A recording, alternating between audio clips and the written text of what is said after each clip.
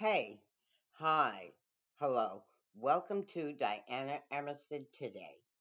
We're listening to The New Detectives, and this is Natural Witness. Eddie. Investigators hoping to solve a difficult murder case have a creeping suspicion about who did it.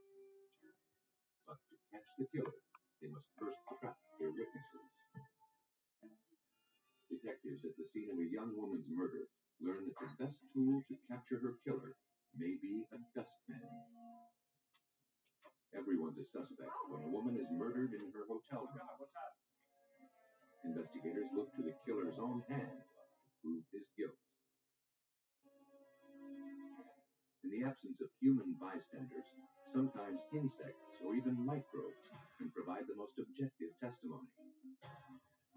When death doesn't come by natural causes, solving it often depends upon a natural witness.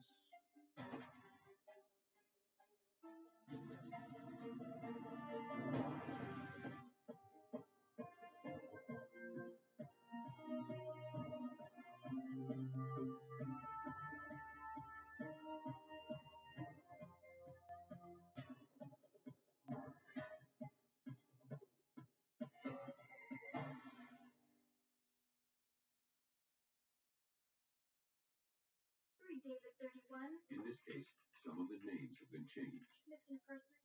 On August 4th, 1982, the Ventura County, California Sheriff's Department received a call about a missing woman.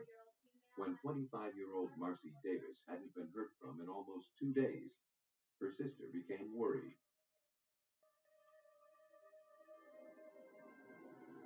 Several hours later, the department received a call about a vehicle stuck and abandoned in a ditch.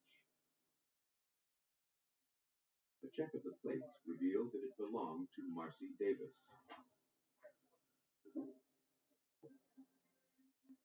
There was no sign of her. She might have walked away to find help and possibly run into worse trouble. Or someone else may have ditched the vehicle. The cold engine made it impossible to determine how long it had been there.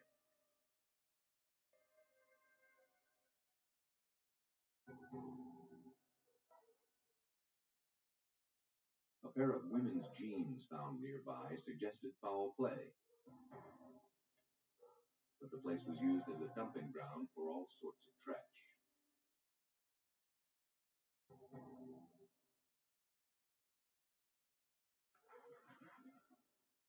Because the car provided the first real clue to Marcy Davis's fate, Ventura County sheriffs scoured the scene to see what else they might find. They prepared for the worst. They found it. Assigned to the case was Sergeant Larry Robertson. The patrol division had decided that they should bring in a search and rescue team to look for the body. In fact, they did find the body.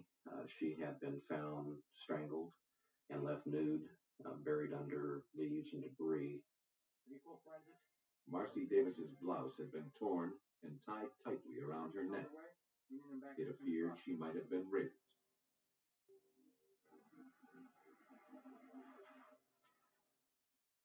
The forensics team photographed any clues they could find in the gloom, but decided to abandon the scene until daylight. A guard was posted to keep it secure. Investigators had plenty of other work to do before sunrise. Hey, have you seen my cigarette? Can I take this?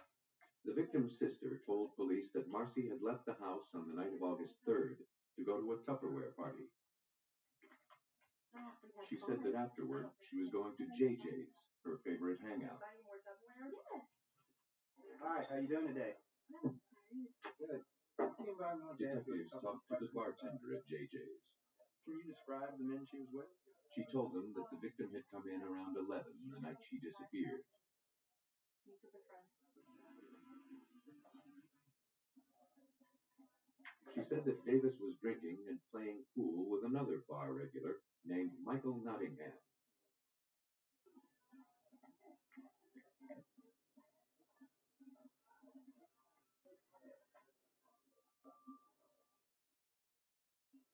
They left with all the other patrons around closing time, 2 a.m. Because Nottingham was the last person the victim had been with, investigators went to see him.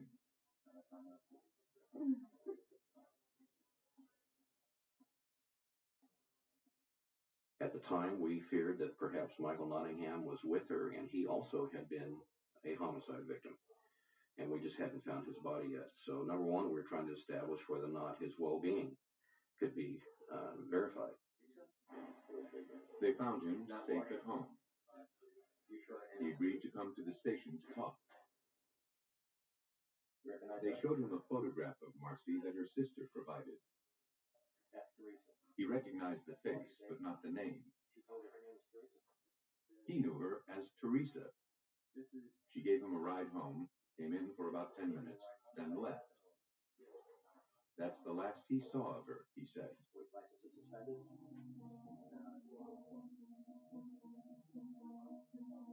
Nottingham told them that after she drove off around 3 a.m., he walked to his girlfriend's house and crashed outside until her mother left at 9:30. He said that nobody saw him during that time. After Nottingham gave his statement, police went to the house he shared with his sister.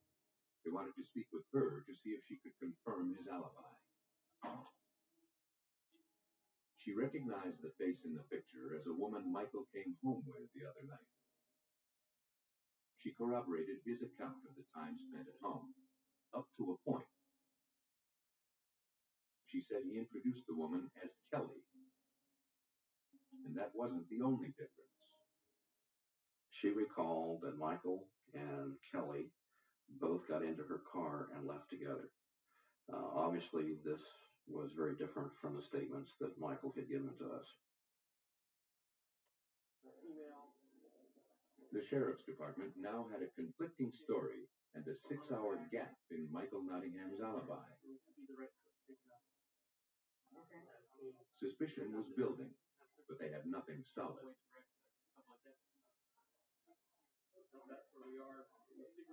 Any forensic clues found in the victim's car would only support Nottingham's account that he'd been in it.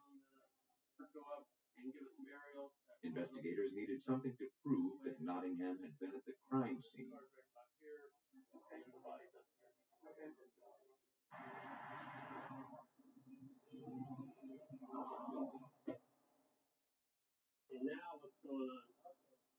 By the light of day, investigators returned to the scene to search for any clues to link him there. The lengthy process left no stone or leaf unturned. While processing the scene, I sat on the ground in the immediate vicinity of the body, and as we were taking leaf and branches off one at a time looking for evidence, I sat on the ground next to the body for, I would say, at least an hour, perhaps an hour and a half. And this we found about 6 feet away from the vehicle. Investigators found a tentative clue. A filterless cigarette butt on the ground near the abandoned vehicle matched Nottingham's brand. The clue was weak, but coupled with the conflicting stories, it allowed police to arrest Nottingham on suspicion of rape and murder. All they had to do now was prove it.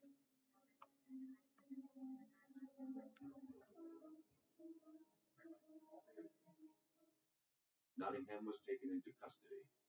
As a matter of course, for cases of sexual assault, he was stripped and photographed. Take off your shirt, please. Investigators looked for scratches, scrapes, or any other evidence to indicate he may have struggled with his victim. They found something else entirely. What about the, As many as 100 small and unusual insect bites dotted his ankles and waistline. Nottingham said they were flea bites. Investigators weren't sure of their significance, but they documented the marks just in case.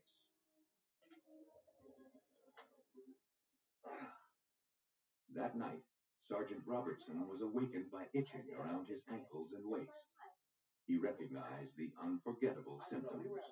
I told my wife, if I didn't know better, I would say that these bites on me that itched profusely were chigger bites, and they were just exactly like the chigger bites that I had experienced in guerrilla warfare training in Kentucky during the Vietnam era. These are the sites where they normally attack. After his physician confirmed his diagnosis, detectives wondered if these little creatures could somehow provide their big break. They needed an expert's advice.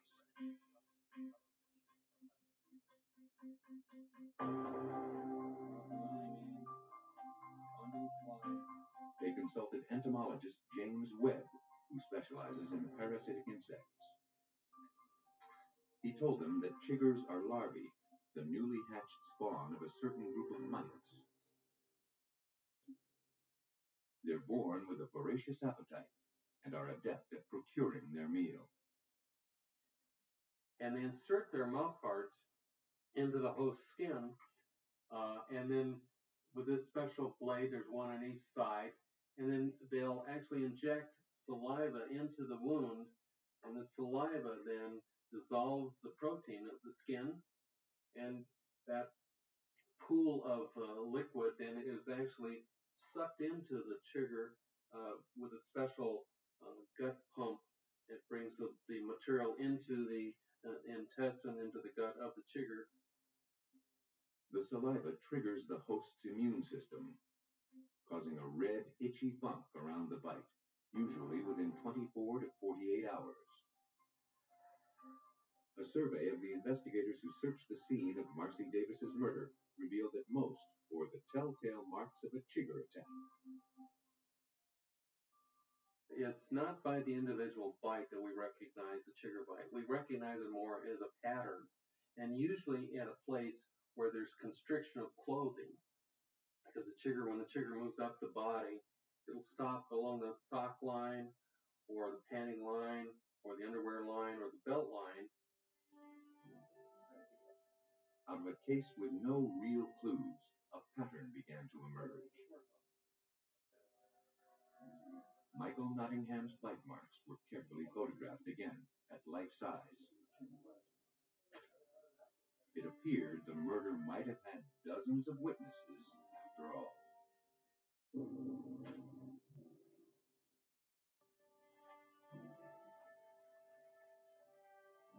Investigators hoped that by catching chiggers, they could catch Marcy Davis's killer. Suspect Michael Nottingham swore he'd never been to the area where the victim's body was found. Sergeant Larry Robertson believed the chigger bites on Nottingham's body might tell a different story. But I had never, ever experienced chiggers in all my years of living in Ventura County. Even though I was active in search and rescue and hunting and fishing, I had never heard of chiggers in Ventura County, had never seen them, and had never read about them in Ventura County.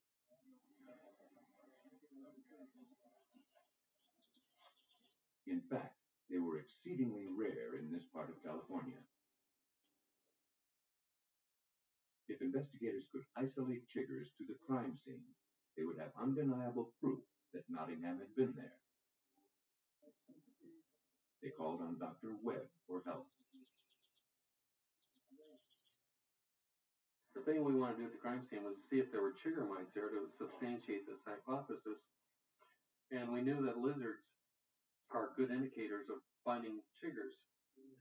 Chiggers attach to lizards and feed off them.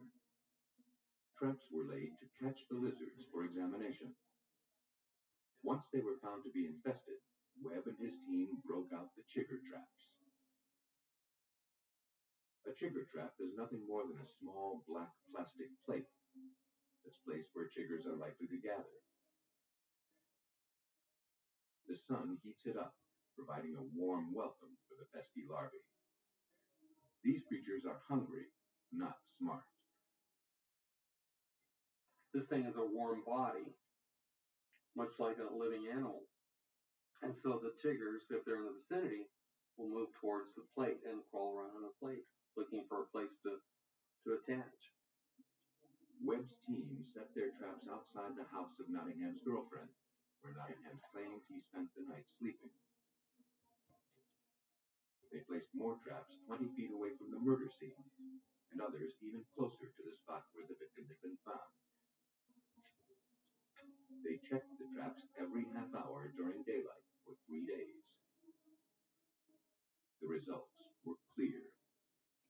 Not too far from the murder scene, where the body was found, we were getting 10s or 20 or more at a time running around on the black plate. I mean, just large numbers. We also noticed them running around in our shoes when we were standing in that same spot and crawling up onto us. But just 20 feet away from the body, the chigger activity was minimal, and at the girlfriend's house, they found none at all. The proximity of the chiggers to the victim established Nottingham's presence at the crime scene.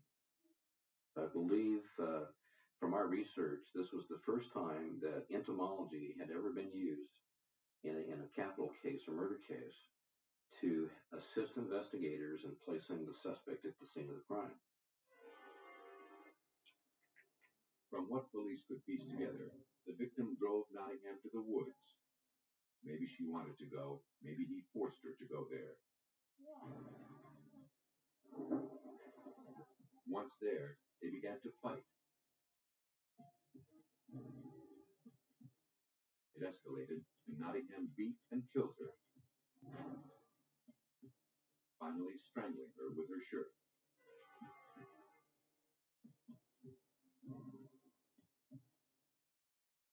Michael Nottingham was convicted of attempted rape and the first-degree murder of Marcy Davis.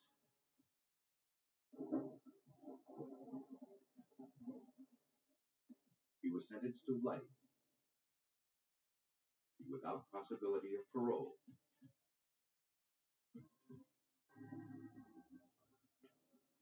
Danger can lurk on the outskirts of town, or it may lurk even closer to home.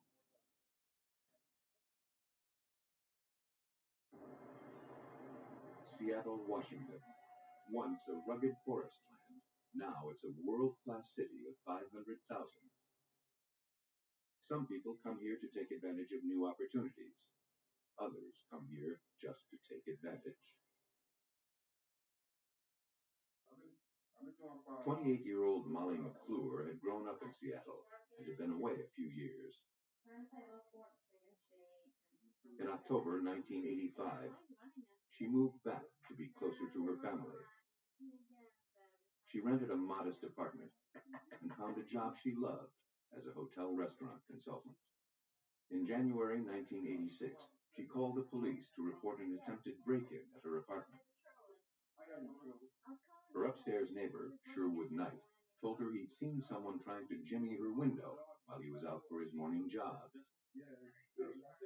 He scared the intruder off. The tampering on the window was plain to see. The police made out a report. That seemed like the end of it. But the next day, January 17th, police were called once again to McClure's apartment. They arrived there at the request of her boss, who had phoned them when she failed to show up for work and didn't answer her phone.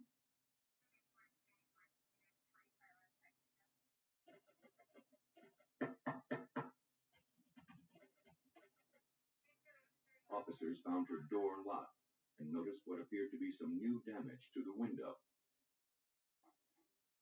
Fearing that McClure might be in trouble, the officers slipped inside.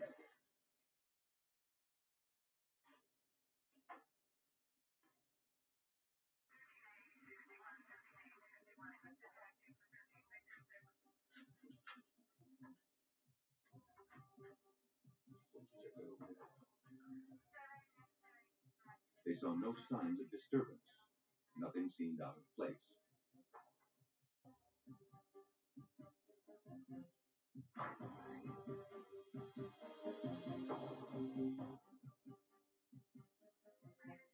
Then, in the bedroom, found Molly McClure murdered in her bed. Doesn't seem to be working that way. Homicide was called in. Detective Hank Gruber was assigned to the case. The young lady was laying face down on the bed, and she was partly covered with a blanket, but her head was exposed. She had obvious wounds to the back of her head. There was a gag in her mouth with panties, and they were tied with a sock. The medical examiner was able to tell from the hemorrhages in the victim's eyes that she had been strangled. From the degree to which blood had pooled in her body, the ME could tell she had been dead 4 or 5 hours. While the apartment was processed for fingerprints or any other clues, the medical examiner carefully collected visible fibers and loose hairs from the body. The intensity of the crime scene processing was momentarily broken. Sherwood Knight came by to return a cookbook he'd borrowed. A neighbor from upstairs? How you doing?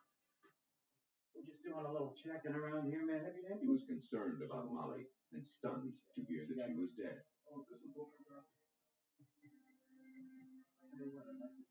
The detective sent him on his way and went back to processing the scene. The Washington State Crime Lab would scrutinize the trace evidence they gathered. Detectives hoped that the solution to this case, if it existed at all, lay somewhere in these small bags. We had no idea who did this. It wasn't like there were any witnesses or anything to go on, and the case was easily recognized as a case that, if it was going to be solved, would have to be done with trace evidence. Whoever had tried to invade McClure's apartment the night before had evidently returned to finish what he'd started.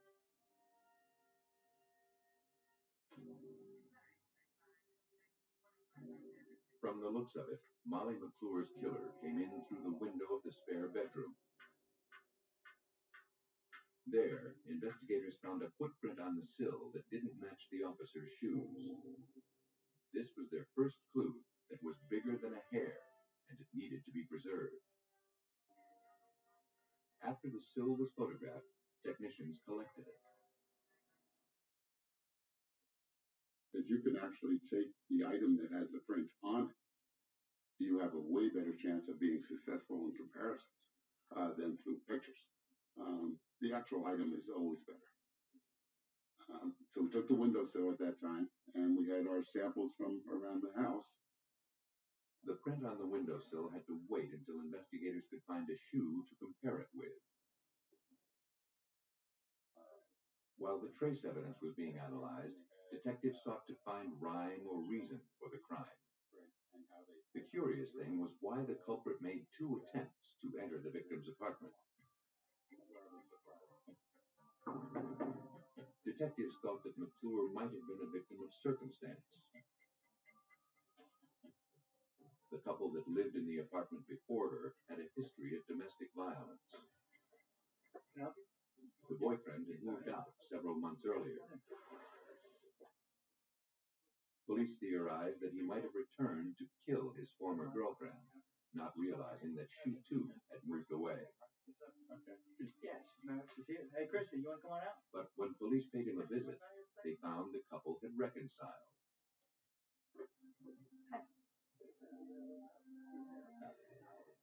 Though the victim's apartment wasn't ransacked, police noticed her jewelry box was empty. A check of bank records showed that the victim's cash machine card was used at an ATM several blocks away around the time of her death. So in addition to murder and rape, the killer had come there to rob.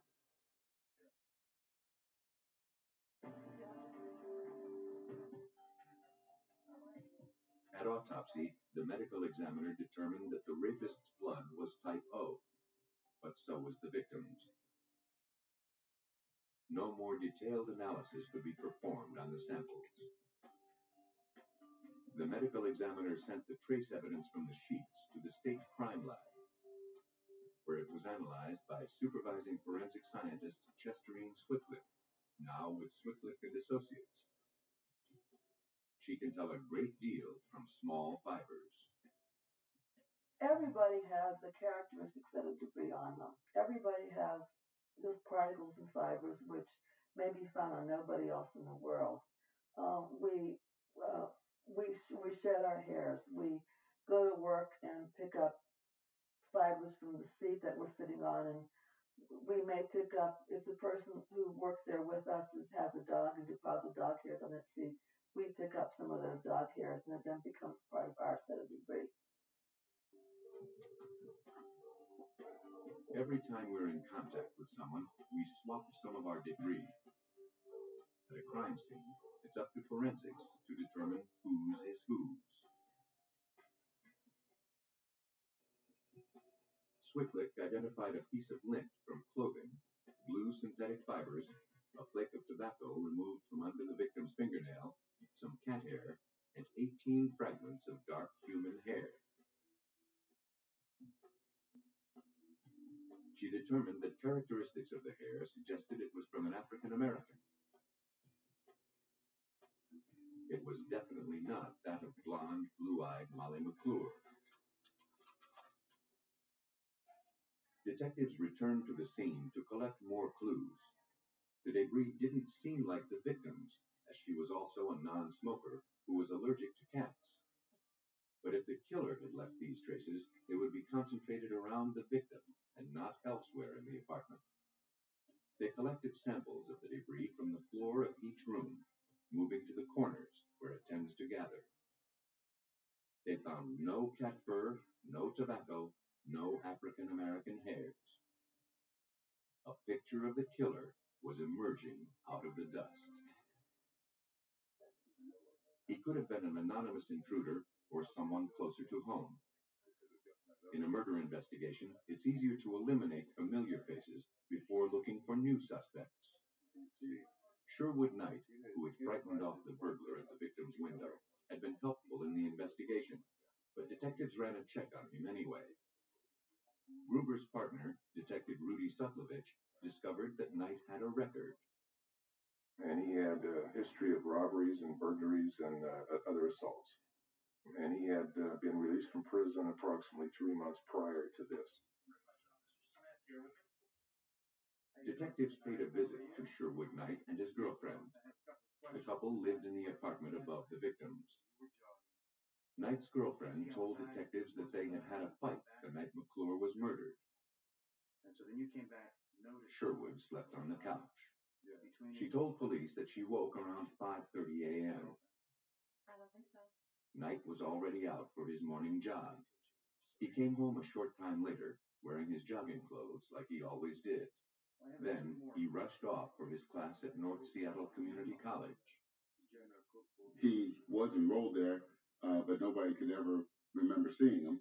Didn't go to his classes or anything, but he had been telling his girlfriend that he was going to school during the daytime. Based on his past record, investigators thought Knight might be guilty of more than playing hooky.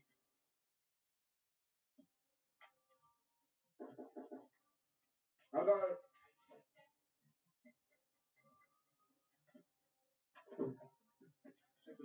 I have a search warrant. So step aside, please. Yes, we have some work we need to do here. On January 21st, 4 days after the murder, detectives served a search warrant on Knight's apartment.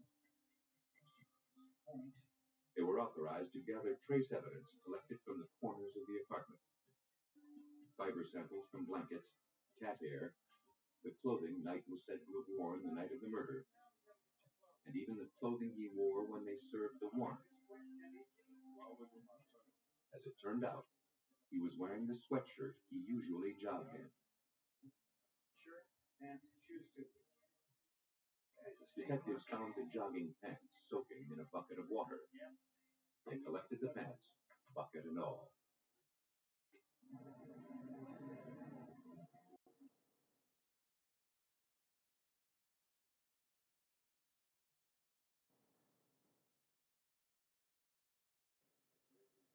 And taken into custody. His hair, blood, and and saliva samples were collected. Authorities could hold him no longer than 48 hours unless the tests turned up evidence to directly link him. The shoe print left on the victim's windowsill matched the tread on running shoes taken from the suspect. The sneaker was common, and matched thousands of others all over Seattle. Testing the trace evidence was more time-consuming. Pants had to be dried before they were looked at. The fibers had to be scrutinized one by one. Even matching hairs is tricky because two hairs taken from the same person necessarily match. If you just look at your own hair, the hair of someone who's sitting next, you can see some hairs are thicker, some are thinner, some are darker, some are lighter, some are coarser, some are finer. The 48 hours came and went without a definitive result. Knight had to be released. But little by little, the trace evidence began to tell the bigger story.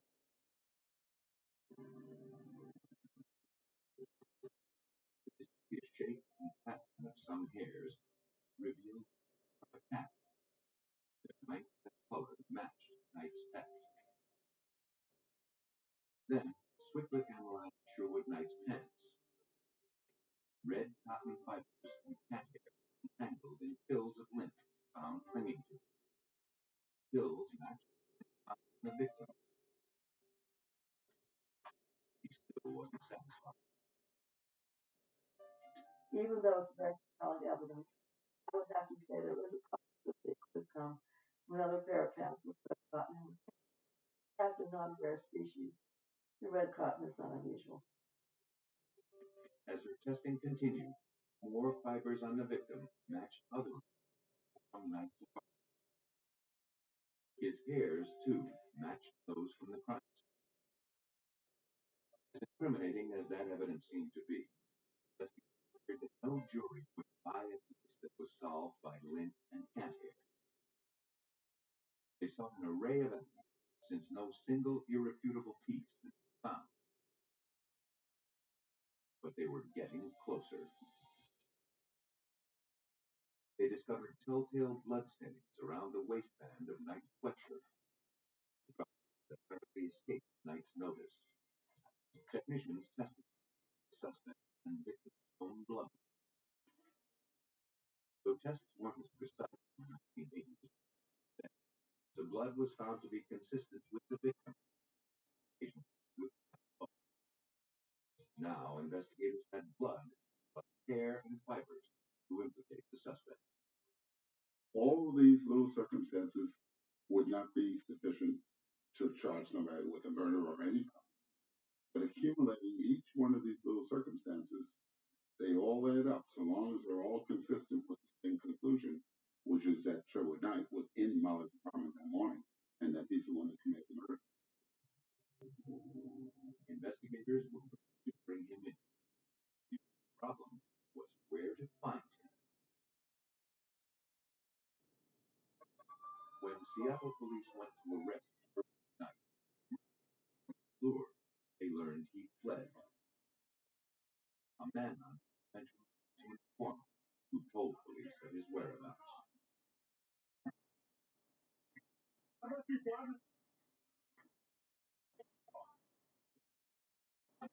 The third, Sherwood Knight was arrested.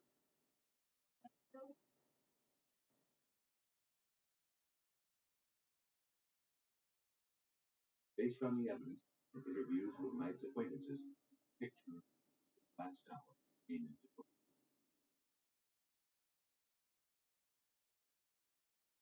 Sherwood Knight faked the first break-in so that he could scope out.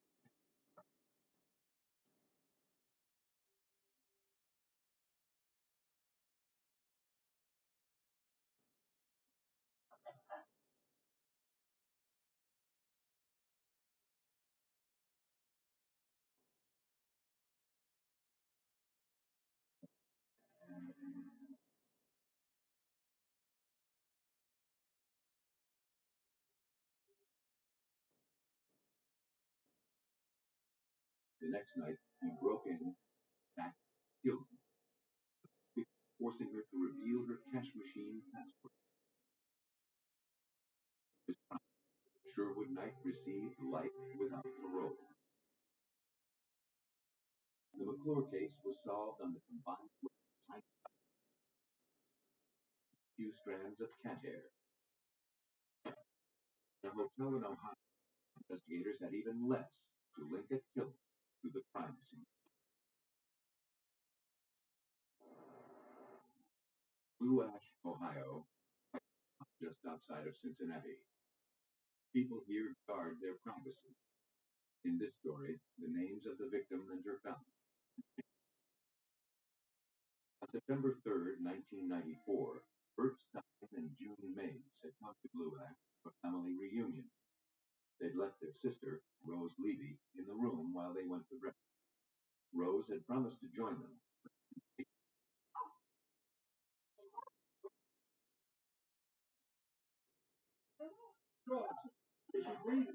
A joyful occasion turned into a family tragedy when they discovered 68-year-old Rose collapsed on the floor of their suite. It had been gone only 30 minutes. Hello, Judge. She clung to life, just barely.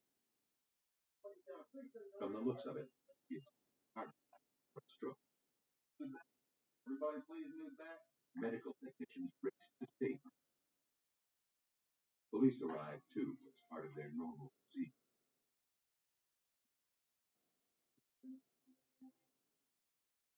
Rose Levy died in the hospital.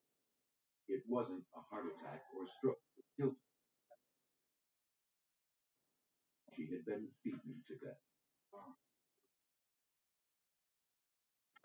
By the time the victim reached the hospital, bruises and welts. Among them were heel marks on her chest, a strange, rectangular mark, evidently caused by the murder weapon.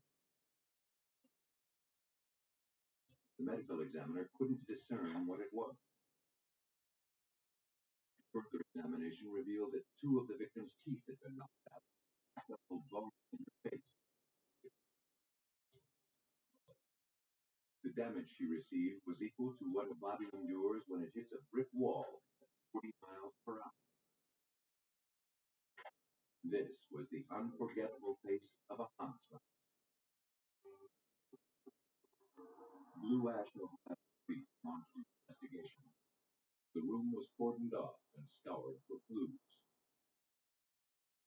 Determining the useful clues wasn't easy. Assigned to the case was Jim Schaefer and Larry Stokes. The crime scene was extremely contaminated by the time investigators got there, but it was only because of the attempts to resuscitate her. Detective Jim Schaefer. Besides blood, there was mementos, the bath, and a lot of other items that were later found to be items left by rescue workers. According to June Mays and Bert Stein, Rose was still dressing when they were ready to go to breakfast. She told the couple to go ahead without her. She'd be down in a minute to join them. No, she's going to take a shower. She never made it.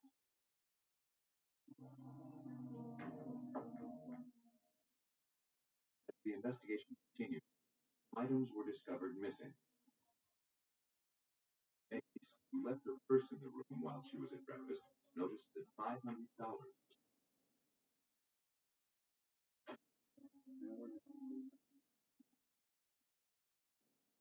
Later, the victim's family realized that when Rose was rushed to the hospital, she wasn't wearing a fake ring and the custom-made pendant she never removed. Search of the rooms.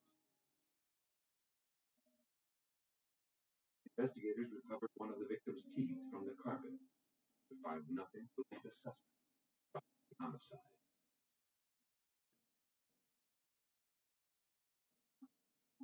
Stokes and Schaefer had their work out for them. Every guest and every employee was a potential witness, potential suspect. According to Schaefer, every With the chart of the over 100 hotel employees and over 300 guests, we started in on establishing alibis, whereabouts for each of those individuals. As detectives began the chore of sending surveys to guests in order to they narrowed the field of potential suspects.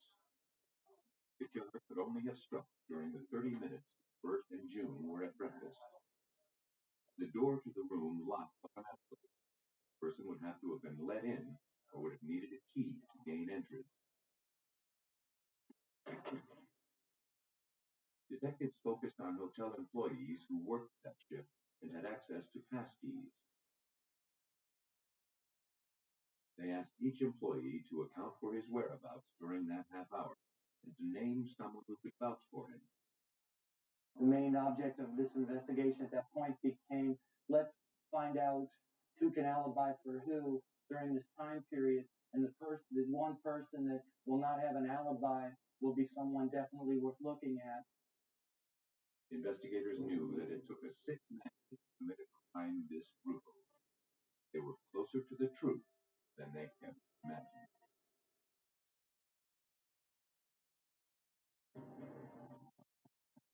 Detective Schaefer and Stokes began to make progress on the Rose-Levy homicide investigation, called the list of employees.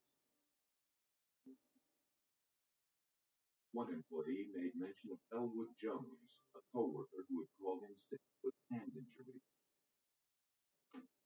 Jones had filed for workers' compensation, saying he had his hand on a metal stair on the job. Detectives called him in for an interview. He was one of the only employees who had no alibi during the fatal half hour. They wanted to know more about his injury. They went to Bethesda Oak Hospital, bringing along a court order giving them access to Elwood Jones's records.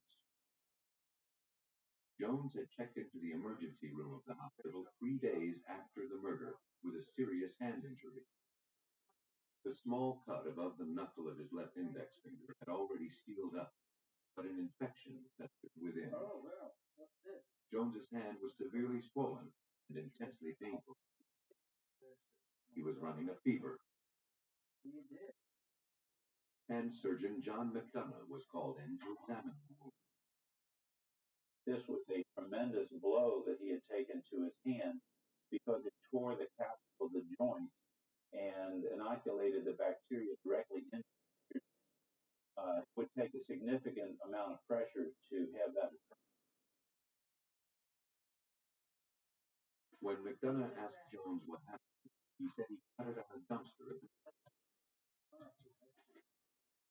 Not only did that seem unlikely, it also contradicted what he told the staff earlier. Jones was left-handed. To McDonough, the position of the wound above the knuckle of the dominant hand indicated that the patient probably was wounded as he punched someone in the mouth. In fact, the injury was so characteristic of a so-called fight bite, McDonough had a photograph to use in his classes. If that were really the cause, McDonough wasn't surprised that his patient lied about it. People that have human bite injuries try to hide, try to make light of them and tell you they did something else, like their hand against the wall or cutting it on a dumpster.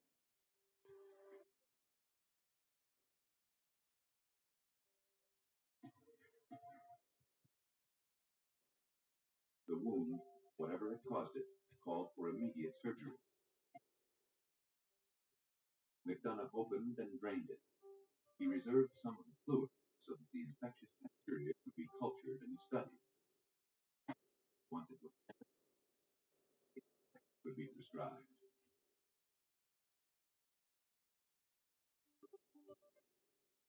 A human mouth, even a clean one, is home to 42 species of bacteria. Someone with poor dental hygiene can have more. A human bite can be akin to being cut out from the bottom of a sewer.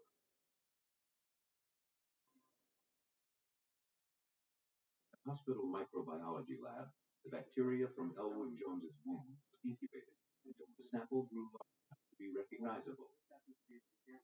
Culturing bacteria can happen overnight or take more than a week. Larry Gray is the director of lab. Technologists on the workup will look at they will look at the organisms, the texture, how large they are, colonies, the size. The result is then stained, revealing more characteristics of the species when examined under a microscope. Finally, bacteria is identified. Antibiotics are administered. Jones states while his infection was being treated. 5 days he went home. Okay, I'll get a copy of this. The doctor told the detectives that Jones's hand was infected with Eikenella corrodens, a somewhat rare bacterium that thrives on dental plaque below the gum line. To find it inside a man's knuckle requires explaining. The gun explains. When the hand strikes a tooth, the tooth may be broken or the sharp edge inoculates bacteria, and in this case, rodents, deep inside the tissue. I've been doing hand surgery for almost 25 years, and I've only seen 3 cases of Eikenella infection. All 3 of those were associated with human bite injury. Detectives felt that Jones could have contracted Eikenella from striking Rose Levy. Now they needed to isolate Jones as the prime suspect. Jones offered an explanation. He said that after he cut himself in the dumpster, he sucked to clean it.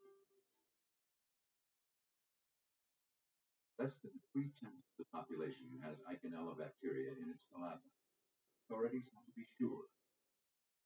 They swabbed the inside of Jones's mouth, sent the swabs to the culture. The results came back. They were negative. The infection was consistent with injuries